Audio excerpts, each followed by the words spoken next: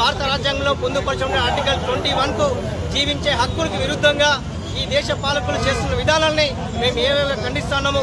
ఎందుకంటే ఆపరేషన్ కగార్తోనే ఈరోజు అడవుల్లోని నిక్షేపాలను కార్పొరేట్ సంస్థలకు అప్పచెప్పడానికే ఈ ఆపరేషన్ కగార్ తీసుకురావడాన్ని వ్యతిరేకిస్తున్నాము.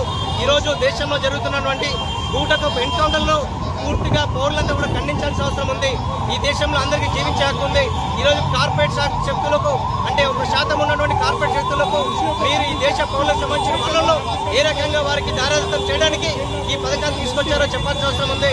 ఈరోజు దేశ హోంమంత్రిగా ఉన్నటువంటి అమిత్ షా వాటంగా ఈరోజు అనేక సందర్భాల్లో చెప్తున్నాడు.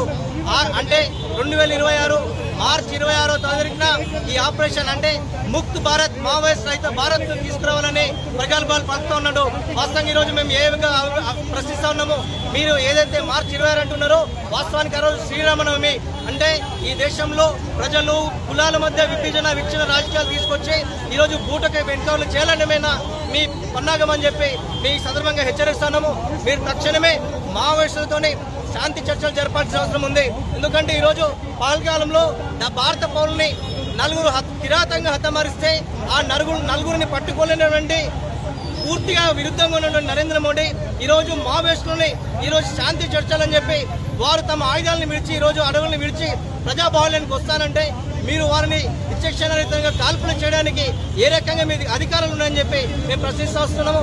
అందుకే తక్షణమే ఆపరేషన్ కగార్ను పూర్తిగా మీరు ఆపాల్సిన అవసరం ఉంది. ఈరోజు దేశంలో జీవించేటువంటి హక్కు ఉంది కాబట్టి దాన్ని కాపాడాల్సిన బాధ్యత భారత ప్రభుత్వంగా నరేంద్ర మోడీకి ఉందని చెప్పి ఈ సందర్భం మేము డిమాండ్ చేస్తా ఉన్నాం. ఆపరేషన్ కగార్ని వెంటనే ఆపాలని రాజ్భవన్ ముట్టడి కార్యక్రమాన్ని నిర్వహిస్తున్నాం. కేంద్ర ప్రభుత్వం చాలా ముండి వైఖరితోని ఈరోజు ఆర్టికల్ 21 కూడా వ్యతిరేకంగా ఈరోజు మావోయిస్టుల పేరు మీద ఆదివాసులను హత్య చేస్తున్నారు. వాళ్ళు చర్చలకు సిద్ధం ఉన్నా కూడా చాలా ముండి వైఖరితో అమిత్ షా ఆఖరి మావోయిస్ట్ వరకు కూడా ఉద్యమం ఉంటుంది, చంపే వరకు కూడా వదలమని చెప్తున్నారు. ఇది ముండి వైఖరి వేయడాలి. వెంటనే వాళ్ళతో చర్చలు జరపాలని అఖిల భారత యోజన సమైక్య డిమాండ్ చేస్తుంది. లేని పక్షంలో ఆపరేషన్ కగార్ ఆపే వరకు కూడా మేము తీవ్ర ఎత్తున ఉద్యమాలు చేస్తామని హెచ్చరిస్తున్నాం.